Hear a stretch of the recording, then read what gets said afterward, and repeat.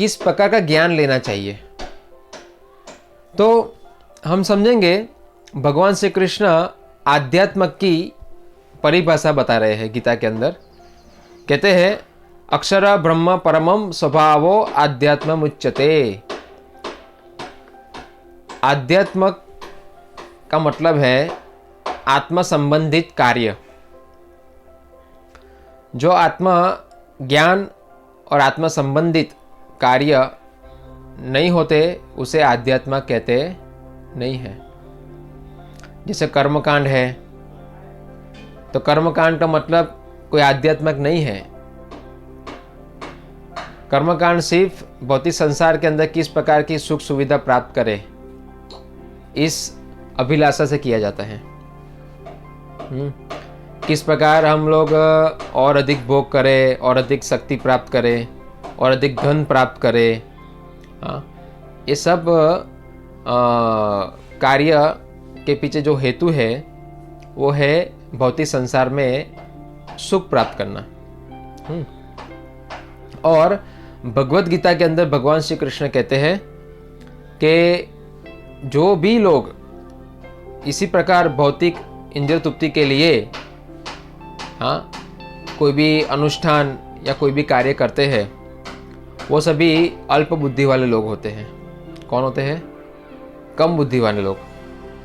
क्योंकि जो व्यक्ति बुद्धिमान है वो भौतिक संसार में सुख प्राप्त करने की कोशिश नहीं करेगा। क्यों? क्योंकि भगवत गीता के अंदर भगवान श्री कृष्ण कहते हैं, और हम सब देख भी सकते हैं, क्योंकि संसार के अंदर जन्म और मृत्यु का चक्र है।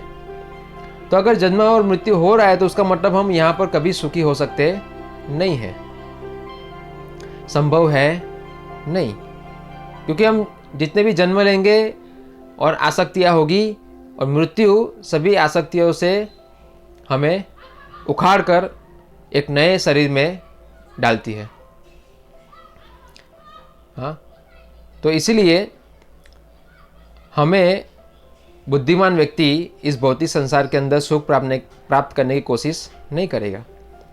और इसीलिए भगवान श्री कृष्ण गीता में बताते हैं कि वो कम बुद्धि वाले लोग होते हैं जो सुख प्राप्त करने की कोशिश करते हैं, जो देवी देवताओं की उपासना करते हैं, उनके पास जाते हैं, जन्म देही धनम देही जन्म देही रूपवती भार्या देही, सब चीज़ मांगने जाते हैं। तो इससे इस संसार के अंदर बंधन उत्पन्न होता है। इससे व्यक्ति कभी मुक्त नहीं होता। कर्मकांड ज्ञानकांड केवल विषय भांड।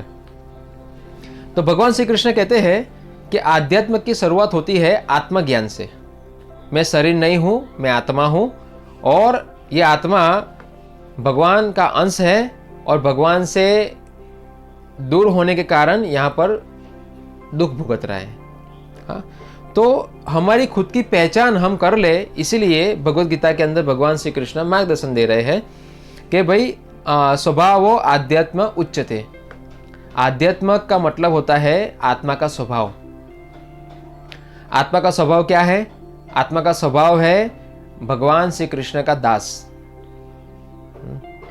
और जब व्यक्ति ये समझ लेता है कि मैं भगवान का दास हूं, उसका मतलब वो भौतिक संसार की सभी प्रकार की आसक्तियों से मुक्त होता है और भगवान के लिए कर्म करता है, भगवान की सेवा करता है, भगवान से प्रेम करता है। तो मृत्यु के बाद उसका वापिस जन्म नहीं होता। मृत्यु के बाद उसका भौतिक संसार से मुक्ति होती है और भगवत धाम में प्रवेश करता है। समझे? तो कहने का मतलब आध्यात्म की शुरुआत ही होती है आत्मज्ञान से।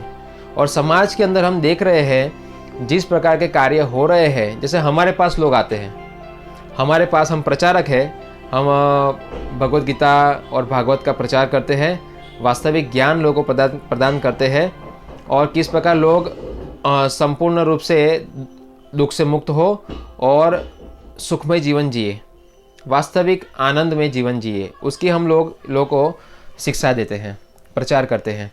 तो लोग हमारे पास गलत फहमी के कारण आते हैं और कहते हैं पंडित जी हमारा हाथ देखिए, बताइए हमें क्या प्रॉब्लम है, क्यों हमारे सब काम नहीं हो रहे हैं।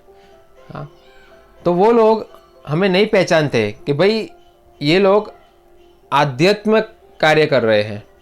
ये कोई कर्मकांडी या कोई ऐसे पंडे और गलत तरीके से हाथ देखकर गलत चीज़ बोलकर उनसे पैसा ले लेना, ऐसे हम कार्य नहीं करते। लोगों को समाज के अंदर ये पहचान नहीं है। लोग हमारे पास आते हैं, लोग भाई हमारे इनकी बच्चा नहीं आ रहा है, कुछ कीजिए। हम क्या कर सकते हैं? हाँ, ये तो डॉक्टर का काम है, हम क्या कर सकते हैं? या हमारे कुछ पाप कर्म हैं तो हमें सुधारने का प्रयास करना। उसका मतलब कि हमें आत्मज्ञान लेना चाहिए और हमें भगवान की भक्ति करनी चाहिए, भगवान की सेवा करनी चाहिए, सही ज्ञान प्राप्त करना चाहिए हमें। तो ये सब चीज़ें समाज के अंदर हो रही में कोई मार्गदर्शन नहीं दे रहा है सही से, और जो दे रहे हैं उनको पहचानने में लोग पीछे हैं।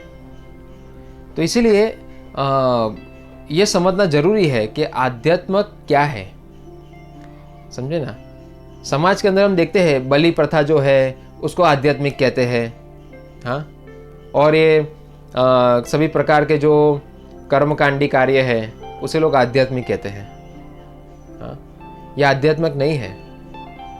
किसी भी भौतिक वस्तु के लिए हम कोई भी ऐसे अनुष्ठान करते हैं वो आध्यात्मिक नहीं कहलाता, समझे। आध्यात्म का मतलब ही होता है कि हम आत्मा है, हम शरीर नहीं है। यानी शरीर की जो जरूरियात है, समझे ना, वो आत्मज्ञान प्राप्त करने से अपने आप पूरी हो जाती है। उसके लिए अलग से मेहनत करने की जरूरत नहीं पड़ती है। हमें अपने अस्तित्व को पहचानेंगे नहीं तब तक हम लोग कभी भी सुखी रहेंगे नहीं। तो ये चीज़ स्पष्ट होना जरूरी है। इससे समाज के अंदर जो भ्रम फैला हुआ है भगवान के प्रति और आध्यात्म के प्रति, ये दूर हो जाएगा। क्योंकि आज ये चीज़ें क्लियर नहीं हो रही है, इसीलिए समाज के अंदर लोग वास्तविक सत्य को ठुकरा रहे हैं और इसी वजह से लोग और ज़्यादा दुखी होते हैं। तो ये समझना बहुत ज़रूरी है। हरे कृष्ण।